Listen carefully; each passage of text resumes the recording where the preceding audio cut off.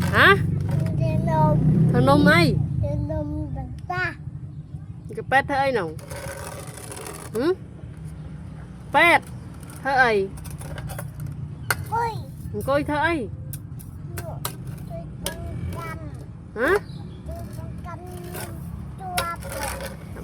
Bông thế ấy nè? Vậy là vô té vô ấy mà lấy tí đặt đầy xa ấy nè.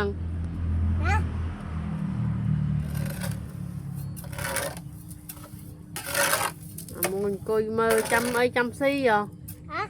Coi chăm xí. Ơi đâm tì. Nhăm mất, nhăm mất. Nhăm lòng đôi với nhăm mặt mà. Nhăm lắm, nhăm. Cái gì? Đây năng mấy, nhăm mấy cái nôm mì. Nốt mì. Pla nha. Pan. Ê, mấy chân. Nhăm mẹ tẹt. Phải trời mày đấy. Đây sao ế lòng.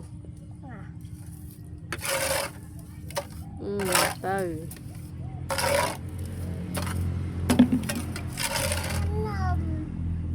Năm lô. Năm. ngay nhỉ.